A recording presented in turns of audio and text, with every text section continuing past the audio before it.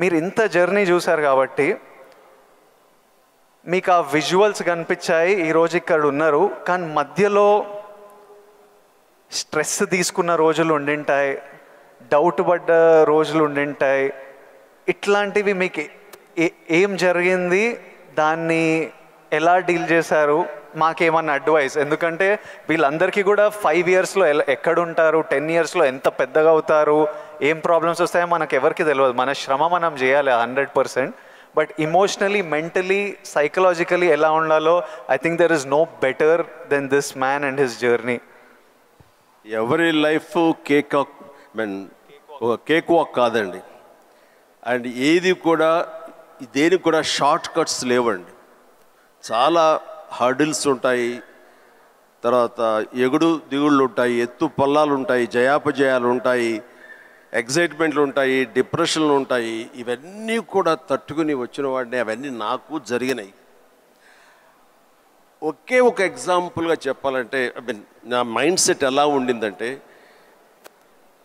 ఒక ఉదాహరణకి చెప్పేస్తాను. న్యాయం కావాలనే సినిమా, శారద గారు ఆఫ్టర్ లాంగ్ గ్యాప్ రీఎంట్రీ, ఆవిడ ఒక డిఫెన్స్ లాయర్, నా తరపున కొంగర జగ్గయ్య గారు ఒక డిఫెన్స్ లాయర్, రాధిక ఒక దాంట్లో ఉంది, క్రాంతి కుమార్ గారు పైన క్రేన్లో ఉండి ఆయన కొంచెం ఆపరేట్ చేస్తారు, though is a producer. And 300-400 మంది, ఇప్పుడు ఇక్కడ ఎంతమంది ఉన్నారు ఈ హాల్లో అంతమంది జూనియర్ ఆర్టిస్ట్ తోటి ఉంది. అది లాస్ట్ వర్డిక్ట్ ఆ న్యాయం కావాలి సినిమాకి. సో అందరూ రెడీ ఉన్నారు, నేను బయట ఉన్నాను. అసిస్టెంట్ డైరెక్టర్ వచ్చి పిలిచాడు. పిలిచిన తర్వాత గబగబా వచ్చేస్తే నా బోన్లో నేను నుంచున్నాను.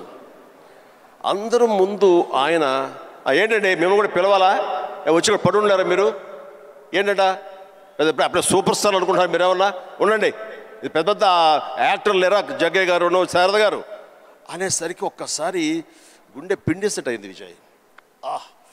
ఇందులో నా తప్పే ఉంది, బయటే ఉన్నాను, ఫ్లోర్ బయట, వాళ్ళు పిలిచారు, వచ్చాను, కూర్చున్నాను, ఎదురు తప్పేంటి, ఎందుకు అలా అరుస్తాడు, పైగా క్రెయిన్ పైన ఉండేసరికి ఆయన అరుపులు అందరికీ వినపడుతున్నాయి. అలాగనే కామ్ అయిపోయాను. ఆ రోజు మధ్యాహ్నం భోజనం చేయబుద్ధి కాలేదు. సాయంత్రం ఇంటికి వెళ్ళిపోయిన తర్వాత నా ల్యాండ్ ఫోన్ వచ్చింది. నేనే క్రాంతి కుమార్ని మాట్లాడుతున్నాను. చెప్పండి సార్. ఏం లేదు, శారద జ్ఞాపక శక్తి లేకో ఏవో తెలియదు, ఫిలిం తినేస్తుంది. అప్పట్లో కోట 400 లేదా 500 అడుగులు మాత్రమే ఇచ్చేవాళ్ళు రోజుకి. ఆయన స్ట్రెస్లో ఆయన ఉన్నాడు, ఆయన కోపాన్ని దాన్ని నా మీద చూపించుకున్నాడు. బట్ అది కాదు నన్ను ఎంత నిర్వీర్యం చేస్తుంది, ఎంత డిప్రెస్ చేస్తుంది, ఇంతమంది ముందు నేను ఎంత అవమానానికి గురవుతాను అనుకున్నాను. కానీ ఆయన అన్న మాటలు, అవమానం అన్నీ పక్కన పెట్టి ఒక్క మాట మాత్రం నా మైండ్లో ఉండిపోయింది. అప్పుడు మీరు సూపర్ స్టార్ అనుకుంటున్నారా అని. ఎస్, అవి చూపిస్తా. ఆ ఒక్క ముక్క మాత్రం నా మైండ్లో, నా మదిలో ఉండిపోయింది. కసి పెరిగింది.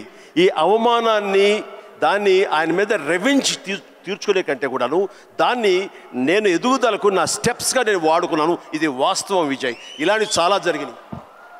నా అవమానాలను కూడా నాకు అనుకూలంగా మార్చుకున్నాను. అందుకని నా ఎవరి మీద ద్వేషం లేదు. ఎవరు ఏమన్నా సరే, ఏ చవాకులు పేలినా సరే ఇలా కూర్చొని నవ్వుకుంటూ ఉంటాను. సార్, ఎందుకంటే ఎంత హార్డ్వేర్ వచ్చాడు నాకు మాత్రమే తెలుసు. అంత హార్డ్వేర్ వచ్చాడు నాకు ఇవన్నీ తట్టుకో నా దాకా రాదు. That's it.